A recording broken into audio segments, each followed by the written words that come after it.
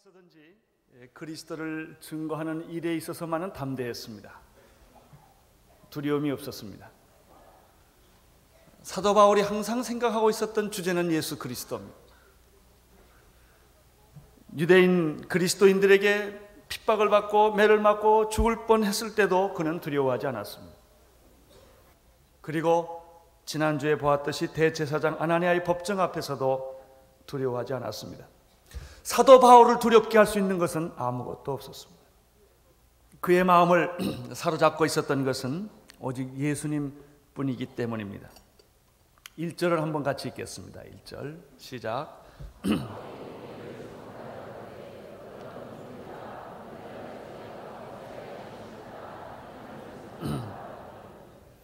그는 이렇게 말했습니다. 내가 지금까지 살아오는 동안에 어떤 일을 만나든지 범사에 나는 양심을 따라 하나님을 섬겼다.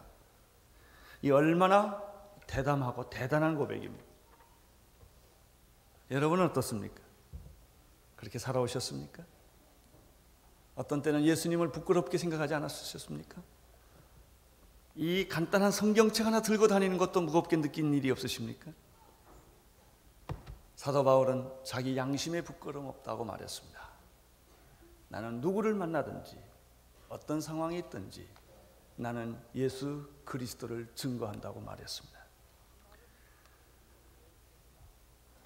이 말은 대제사장 아나니아의 자존심을 자극하기에 충분한 말이었습니다. 여기가 어디라고 감히 죄수가 함부로 입을 열다니. 그래서 사람을 시켜서 저 사람의 입을 치라고 말했습니다. 2절 3절입니다. 같이 읽겠습니다. 시작.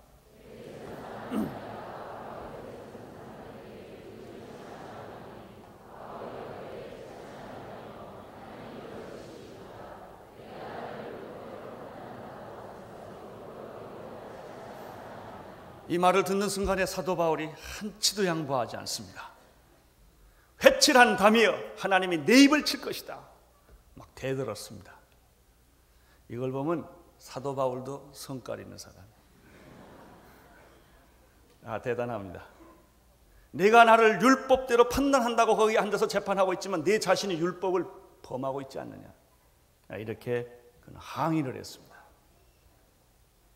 우리는 여기서 사도 바울이 두려움이 없다는, 법정도 두렵지 않고 재판도 두렵지 않고 사람과 권력이 두렵지 않다고 하는 이런 모습을 여기서 보게 됩니다. 또 한 가지는 잘못된 명령과 권위에 대해서 항의하고 있는 모습을 봅니다. 이때 주변 사람들이 사도 바울에게 제재를 합니다. 내가 어떻게 감히 하나님의 대제사장을 비판할 수 있겠느냐 하는 것입니다. 4절을 보십시오. 시작. 곁에 섰던 사람들이 말하되 하나님의 대제사장을 내가 욕하느냐. 사람들의 관심은 그 대제사장이 한 말과 그 행동이 옳으냐 그르냐에는 별로 관심이 없습니다. 그게 중요하지 않습니다. 문제는 어떻게 네가 하나님의 대제사장의 권위에 도전을 하느냐, 어떻게 대제사장을 욕을 할 수 있겠느냐 하는 질문이었던 것입니다. 우리는 가끔 억울한 일을 당하거나 부당한 대우를 받을 때가 있습니다. 말도 안 되는 그런 얘기에 말려들 때가 있습니다. 그때 대부분의 사람들은 그 일 자체보다도 그 잘못된 명령을 내리는 그 권위에 대해서 도전하고 항거하려는 그런 태도를 갖는 것입니다. 우리는 주변에서 이런 사람들을 많이 봅니다. 돌을 들고 데모를 하고 소리를 지르고 심지어 분신자살까지 합니다. 체제를 부인하고 그 권위에 도전하는 것입니다. 심지어 교수가 잘못됐다고 생각했을 때는 그들은 붙잡아서 머리도 깎기도 합니다. 그것이 정의라고 생각하는 것입니다. 그러나 예수님의 경우에 보면 그렇지 않습니다. 예수님은 불의한 재판을 받았습니다. 잘못된 권위주의의 사람들에 의해서 그는 희생을 당하고 있습니다. 밤이 맞도록 신문을 당했습니다. 불법 재판을 당했고 불법 재판에 의한 사형 처형을 당한 것입니다. 그러나 예수님은 불의한 재판을 받으셨지만 그 재판의 내용에 대해서는 동의하지 않으셨지만 재판 자체를 거부하거나 재판장의 권위에 도전하지 않았다는 점입니다. 이것이 오늘 우리가 배워야 할 점입니다. 대부분의 많은 사람들은 자기가 싫으면 권위 자체도 부인하려고 하는 것입니다. 5절 6절을 보십시오. 5절 6절 시작. 바울이 가로되 형제들아 나는 그가 대제사장인 줄 알지 못하였나라. 기록하였을 때 백성의 권한을 비방치 말라 하였느니라 하더라. 사도 바울은 순식간에 자기 입장을 바꾸는 것입니다. 그리고 그 권위에 순종을 하는 것입니다. 비록 잘못된 권위라 할지라도 하나님께서 주시는 권위를 무시하거나 허물어뜨려서는 안 되는 것입니다. 하나님은 부모에게 부모의 권위를 주었습니다. 권위를 가진 사람들은 그 권위를 잘 사용해야 합니다. 우리가 권위를 잘못 사용하는 것을 가리켜 권위주의라고 말하는 것입니다. 권위를 잘못 사용할 때 그 권위 밑에 있는 사람들은 희생을 당합니다. 아버지라는 이름 때문에 술을 먹어도 되고 방탕해도 되고 아내를 때려도 된다고 하면 그 밑에 사는 사람들은 다 희생을 당하는 것입니다. 하나님은 학생들에게 교수라는 권위를 주셨습니다. 그 교수의 권위는 지켜져야 합니다. 정부의 권위를 주었습니다. 정부가 싫어도 그 권위를 인정해 주어야 합니다. 체제를 인정해 주어야 합니다. 하나님이 주신 것이기 때문에 그런 것입니다. 그러나 그 권위가 타락했거나 그 권위가 권위주의에 빠졌거나 그 권위가 잘못되었을 때 그리스도인들은 어떻게 해야 하는가? 참고 있어야만 하는 것인가? 하는 문제에 봉착하게 되는 것입니다. 6절에서부터 8절까지 읽겠습니다. 시작. 바울이 그 한 부분은 사두개인이요 한 부분은 바리새인 줄 알아 공회에서 외쳐가라되 여러분 형제들아 나는 바리새인이요 또 바리새인의 아들이라 죽은 자의 소망 곧 부활을 인하여 내가 심판을 받노라. 그 말을 한즉 바리새인과 사두개인 사이에 다툼이 생겨 무리가 나누이니 이는 사두개인은 부활도 없고 천사도 없고 영도 없다 하고 바리새인은 다 있다 합니다. 사도 바울은 방법을 바꿉니다. 이 대제사장에게 항의하고 격렬하게 항의하던 그 모습을 순식간에 바꿔버립니다. 그가 대제사장이라는 사실을 알고 났을 때 그는 비록 불법이지만 그가 잘못하고 있지만 율법으로 재판한다고 하는 그 사람이 율법을 번하고 있지만 그는 그 권위에 도전하지 않았습니다. 그리고 다른 말을 합니다. 진리를 선포하는 것입니다. 8절에 보면 재판을 하는 사람들이 두 그룹이 있다고 말했습니다. 첫째 그룹은 사두개인으로서 부활도 천사도 영도 믿지 않는 그룹들입니다. 하나님을 섬긴다고 하면서도 그들은 부활도 천사도 영도 믿지 않습니다. 그분들은 극히 정치적인 사람들입니다. 인본주의자들입니다. 그리고 현실주의자들입니다. 반대로 또 한 그룹이 있었습니다. 그분들은 부활도 믿고 천사도 믿고 영도 믿는 바리새인들이었습니다. 사두개인들이 극히 정치적이었다면 바리새인들은 극히 종교적이었습니다. 사두개인들이 인본주의자였다면 바리새인들은 신본주의자들입니다. 사두개인들이 현실주의자였다면 바리새인들은 이상주의자였습니다. 두 사람이 서로 의견이 다른 사람들이었습니다. 7절에 보면 이 둘 사이에 다툼이 일어났다고 말하고 있습니다. 왜 다툼이 일어났습니까? 항의를 했다면, 그리고 체제에 도전을 했다면, 재판의 권위에 도전을 했다면 이 많은 사두개인과 바리새인들과 바울과 싸움이 붙었을 거예요. 그러나 사도 바울은 진리를 선포합니다. 나는 바리새인으로서 부활을 믿는 사람이다. 그랬더니 자기들끼리 싸움이 붙기 시작을 한 것입니다.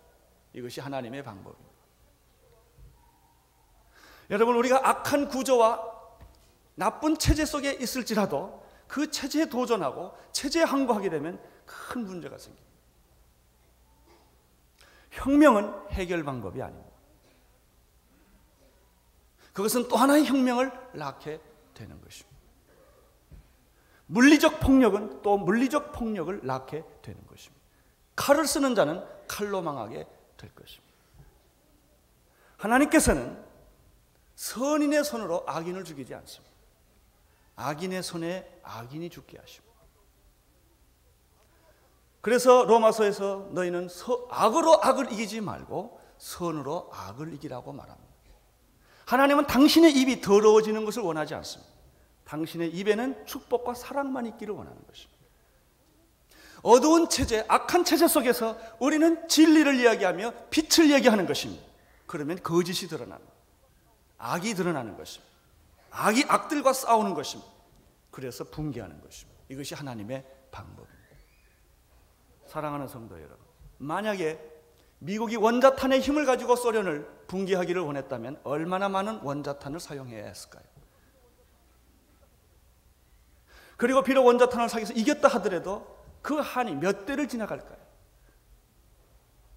엄청난 분노와 미움과 한을 만들어냈을 것입니다. 죽더라도 양보를 안 할 것입니다. 하나님이 무너뜨리면 쉬워집니다. 그러면 내가 이 악한 구조 속에서 빛을 얘기를 할 때 굉장히 비겁하다고 느끼는 거예요. 한번 멋지게 돌도 던져보고 소리도 질러보고 분신 자살을 하면 굉장히 그것이 다른 사람 보기에도 좋고 자기에게도 굉장히 만족스러울지 모르겠어요. 그러나 그런 방법으로는 안 변한다는 것입니다. 그러면 그 악한 체제, 나쁜 체제, 잘못된 권위 밑에서 권위에 도전하지 않고 그 안에서 진리를 선포하고 빛을 얘기를 하면 무슨 일이 생길까요? 간단합니다. 핍박이 옵니다. 그 악한 체제가 그러하여금 말을 못하도록 입을 막을 것입니다. 빛을 발하지 못하도록 막을 것입니다. 그는 결국 핍박을 당하게 되고 순교를 당하게 됩니다. 이것이 그리스도인의 길입니다. 그리스도인은 혁명을 일으키는 사람이 아니라 순교를 하는 사람입니다. 순교를 하면 어떻게 됩니까? 다음 세대의 기적이 일어납니다. 여러분, 한국교회가 어떻게 이렇게 부흥했습니까? 우리가 잘나서 그랬습니까? 전도를 많이 해서 그렇습니까? 그렇지 않습니다. 우리의 믿음의 조상들이 순교했고 순교의 피를 이 땅에 뿌렸기 때문에 우리 시대에 이런 축복이 온 것입니다. 이것이 하나님의 방법입니다. 순교를 하는 사람들은 사람들한테 환영을 받지를 못합니다. 박수를 받지를 못합니다. 영웅이 아니기 때문에. 그는 억울하게 그리고 소리 없이 조용히 죽어가는 것입니다. 그러나 하나님이 그를 보고 있습니다. 이것이 악한 구조, 악한 체제가 무너지는 하나님의 방법인 것입니다.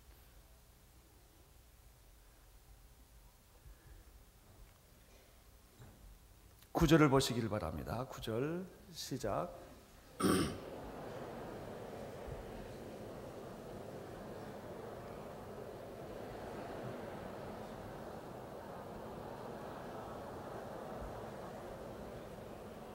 바울은 진리 편에 서서 나는 부활을 믿는다 한마디 던졌습니다.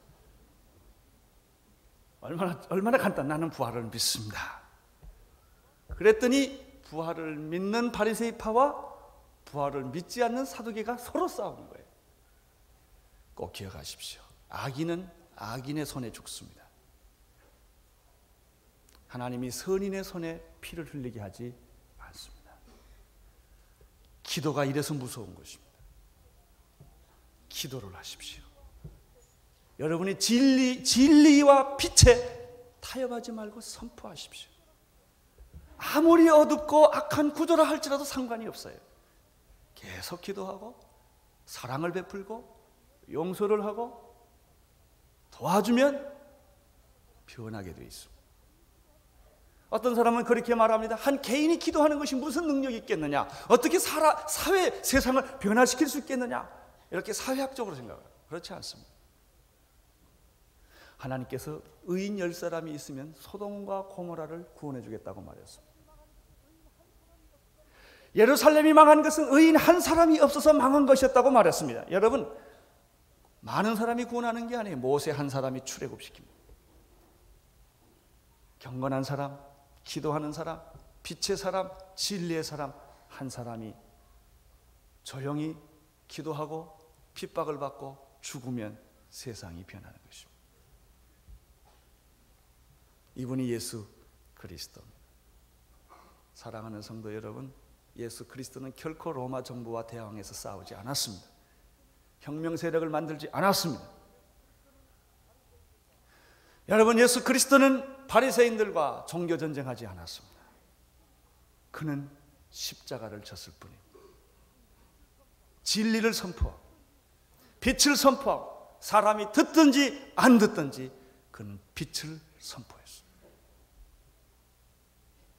그를 따르는 무리들은 가난한 무리들이었습니다. 병자들이었습니다. 세력이 힘이 없는 사람들이었습니다. 그러나 그들이 세상을 변화시켰습니다. 이것이 복음입니다. 이것이 기독교입니다. 10절을 보십시오. 10절 시작.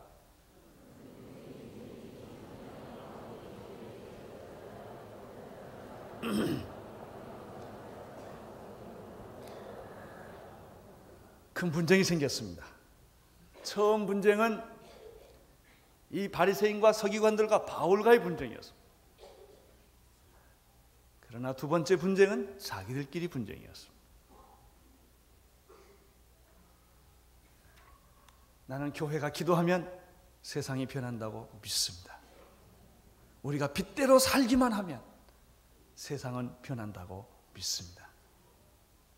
이 말을 뒤집어 보면 무슨 말입니까? 오늘 한국 사회가 왜 안 변합니까? 교회가 가짜이기 때문에 그런 것입니다. 왜 한국 사회가 교회가 그렇게 많고 예수 믿는 사람이 그렇게 많아도 세상이 안 변합니까? 그리스도인들이 다 가짜이기 때문에 그런 것입니다. 우리가 정말 빛이 되면, 우리가 정말 그리스도이면 세상은 변하지 않을 수 없습니다. 우리가 하는 일은 기껏해야 교회 왔다 갔다 하는 일 정도예요. 그 이상 일이 없어요. 찬송가 부르고 설교 듣고 교회 오고 헌금하고 그런 것으로 우리가 그리스도인이라고 자부심을 갖고 있기 때문에 세상이 변하지 않은 것입니다.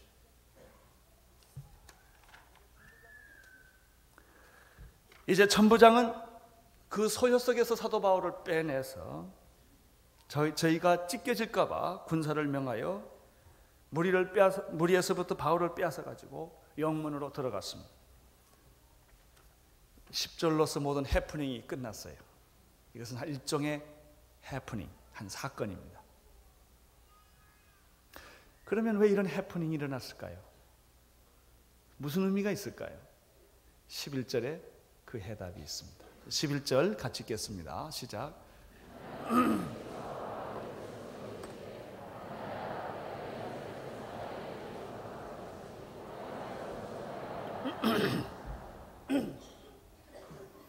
소요가 있었던 그날 밤에 우리 주님께서 환상 중에 바울에게 나타나셔서 말씀을 하셨습니다.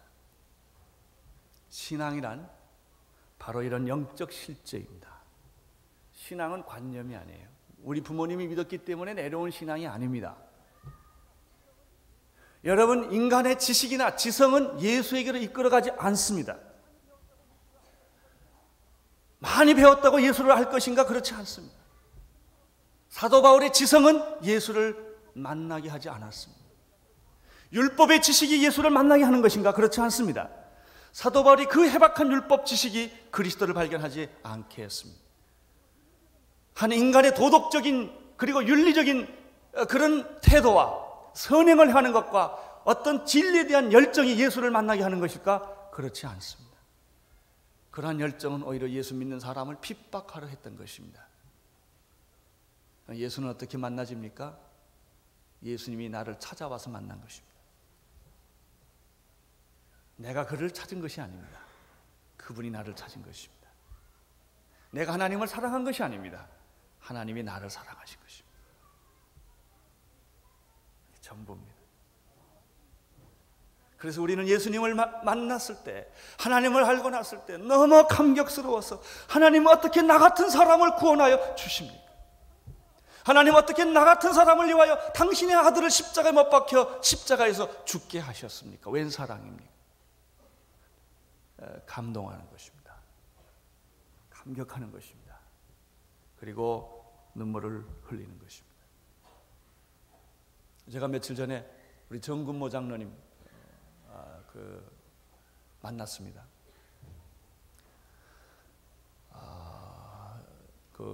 과학기술은 그 기술부의 그 장관하시는 그분을 만나서 얘기를 듣고 은혜를 받았습니다. 최근에 하와이에서 그가 위암 수술을 받았습니다.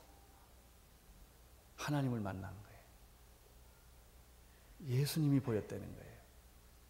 자기가 자기 생에 예수님 2번 봤대. 예수 처음 믿을 때. 그때 예수님이 나타나서 그렇게 불쌍한 눈으로 자기를 보더래요. 그렇게 불쌍한 눈. 그런 예수님 얼굴 자기 기억하고 있대. 이번 하와이에서 2번째 예수님의 얼굴을 기억을 하는데 그렇게 기뻐하는 얼굴을 보고 그렇게 자기를 기뻐하시더래. 너는 내 사랑하는 아들이다. 이런 것 같은 표정으로 자기를 보고 있는 주님을 만났다는 것입니다. 제가 그 얘기를 들으면서 그런 생각을 했습니다. 저에게도 그런 경험들이 있기 때문에 이렇게 만난 사람하고 그냥 믿는 사람하고는 달라요. 그냥 예수가 있겠지. 성경이 말하니까 있겠지. 그냥 지식으로, 머리로. 여러분 머리로 믿는 예수가 무슨 능력이 있겠어요? 오늘 여러분들이 예수님을 이렇게 실제로 만날 수 있게 되기를 바라는 것입니다. 이런 만남이 있어야 돼요. 그분이 죽은 분이 아니라면 여러분이 만날 수 있는 분입니다. 그냥 상상으로, 개념으로, 철학으로, 이론으로 만나는 분이 아니라 실제로 여러분의 삶에 들어오셔서 만나주시는 분이십니다. 이 표현에는 참 좋습니다. 11절에 보면 그날 밤에 주께서 바울 곁에 서서 이 말이 얼마나 위로가 되는지 몰라요. 내 곁에 서신 주님. 여러분 병들고 더구나 사형 선고 같은 병이 들고 어려울 때 내 옆에 누가 있으면 참 좋습니다. 내가 약할 때 강한 사람이 와 있으면 참 좋아요. 병들었을 때 어머니가 옆에 있으면 참 좋습니다. 그렇죠? 주님이 여러분 곁에 계십니다. 바울 곁에 주님이 왔습니다. 2가지 말씀을 하셨습니다. 첫 번째, 담대하라. 담대하라. 이 말은 두려워하지 말고 놀라지 말라. 내가 현재 당하고 있는 이 일, 고난받고 있는 이 일에 대해서 두려워하지 말라. 내가 환난을 당하고 매를 맞고 재판을 받게 되어 그런 상황에 있을지라도 두려워하지 말라. 2번째입니다. 내가 예루살렘에서 나의 일을 증거했던 것 같이 로마에서도 증거하여야 하리라. 두려워하지 않을 이유를 여기서 설명하고 있습니다. 사도 바울은 1차 전도 여행, 2차 전도 여행, 3차 전도 여행을 마치고 지금 예루살렘으로 돌아왔습니다. 그리고 소열을 만난 것입니다. 특별히 2차 전도 여행 때 그는 중앙아시아와 소아시아를 전도하고 있었습니다. 그는 예루살렘과 안디옥과 이 중앙아시아 무대는 잘 알고 있었습니다. 그런데 하나님의 성령님께서 아시아의 전도를 못하도록 강권적으로 막으셨습니다. 할 수 없이 그는 성령의 강권에 못 이겨서 그는 드로아에서 배를 타고 에게해를 건너서 빌립보로 갑니다. 새로운 세계를 보게 된 것입니다. 아시아의 세계가 아니라 유럽의 세계를 그가 보기 시작을 한 것입니다. 그는 그 당시에 문화와 철학의 중심지였던 아테네를 보기 시작을 했습니다. 그 당시에 비즈니스와 이 상업도시였고 무역도시였던 고린도라고 하는 어마어마한 큰 도시를 그가 보게 되었습니다. 3차 전도 여행 때는 그는 그 당시 도시에 가장 화려했던 에베소를 보게 되었고 거기서 3년을 머물게 되었습니다. 바울이 눈을 뜬 것입니다. 고린도를 보고 아테네를 보고 에베소를 볼 때 그가 예루살렘과 그리고 소아시아와 중앙아시아에서 보지 못했던 새로운 세계를 보게 된 것입니다. 그때 그 마음속에 불타는 한 열정을 느끼게 되었어요. 불타는 한 소원을 그가 갖게 된 것입니다. 내가 로마를 봐야 되겠다. 내가 로마를 봐야 되겠다. 내가 로마로 가서 복음을 전해야 되겠다고 하는 그런 불타는 열정을 그가 갖게 됩니다. 그 얘기가 사도행전 19장 21절 이하에 기록되어 있습니다. 이 일이 다 된 후 바울이 마게도냐와 아가야로 다녀서 예루살렘에 가기를 경영하여 가로되 내가 거기 갔다가 후에 로마도 보아야 하리라. 그는 빌립보와 아데네와 고린도와 에베소를 보면서 그의 마음속에 계속해서 하나님이 주시는 생각은 내가 로마를 가야 되겠다는 거예요. 로마를. 여러분은 어디로 가시려고 합니까? 여러분은 뭘 보시려고 합니까? 여러분 생애의 꿈이 무엇입니까? 그저 결혼해서 아기 잘 낳고 그냥 그렇게 사는 것입니까? 어떤 분은 온누리께서 장례식 하는 게 꿈이래요. 그게 꿈입니까? 은퇴해서 그냥 그렇게 사시겠습니까? 내 인생이 그렇게 끝나는 것입니까? 아니면 여러분 안에 어떤 불이 있습니까? 불. 어떤 사명이 있습니까? 내가 로마까지 가야 되겠다. 여러분은 어디까지 가시겠습니까? 여러분은 어디까지 가서 어떻게 그들을 변화시키기를 원하십니까? 사도 바울의 이 열정과 이 소망을 주는 것은 사도 바울의 생각이 아닙니다. 여러분 무슨 생각이든지 하나님이 그 생각을 주지 아니하면 그 꿈을 꿀 수 없는 거예요. 하나님이 비전을 주지 아니하시면 그 기도할 수 없어요. 하나님이 주셨기 때문에 그 기도를 하시는 겁니다. 그 비전을 갖는 것입니다.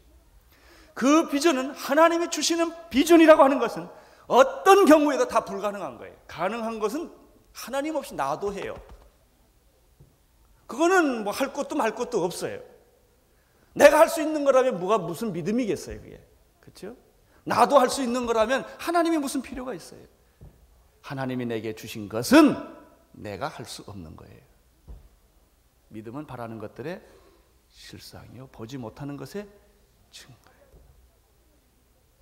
마리아에게 나타나서 내가 임신할 거라. 내가 남자를 알지 못하니 어떻게 임신할 수가 있겠습니까? 하나님에게는 능치 못함이 없느니라.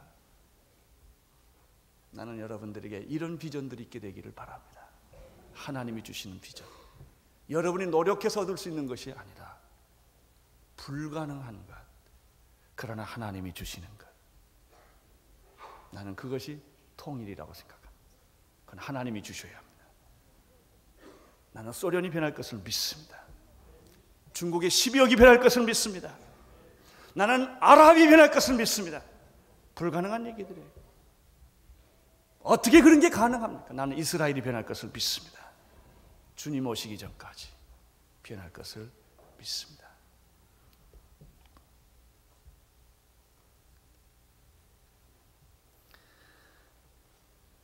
우리 주님이 환상 중에 이런 말씀을 하셨습니다. 그렇다. 지금 내가 예루살렘에서 환난을 당하고 핍박을 당하고 있는데 이것은 너로 하여금 로마로 가게 하시는 하나님의 섭니다.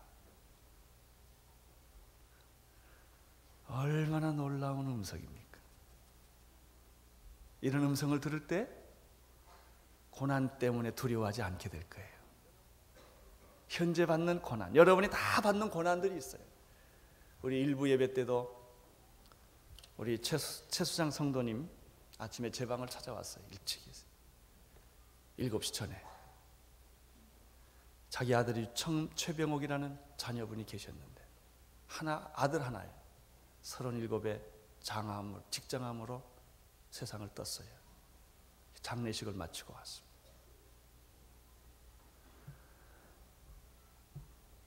그분의 마음이 얼마나 아플까요?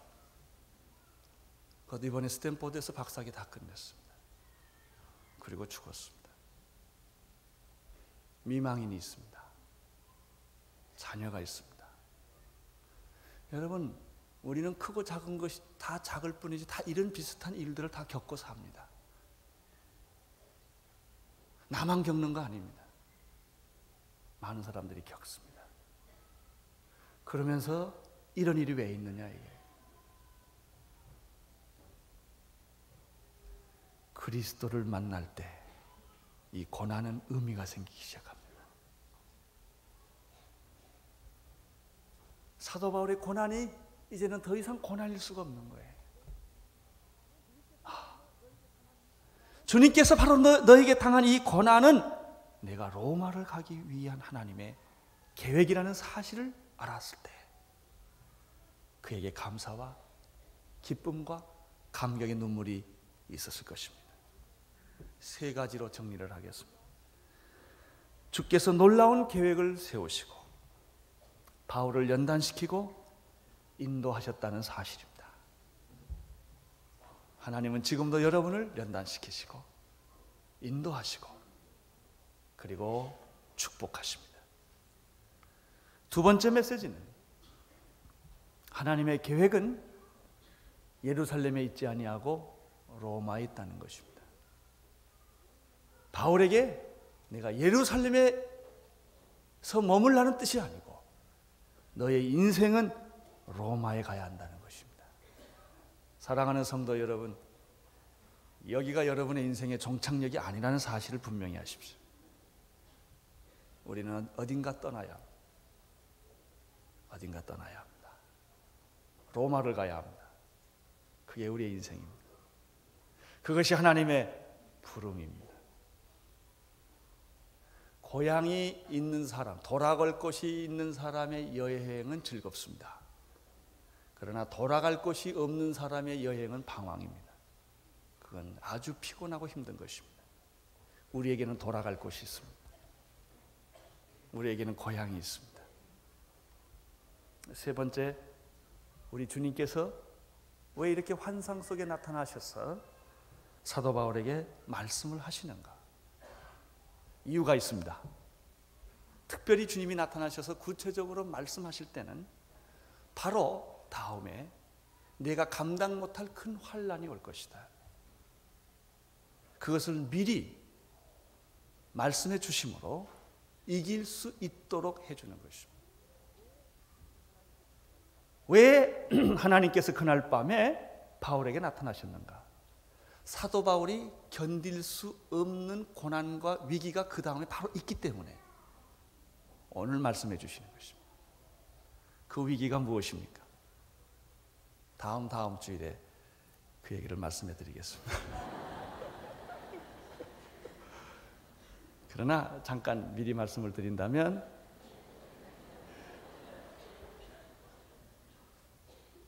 바로 그 다음날 환상을 보고 난 그 다음날 12절에 보면 그 다음날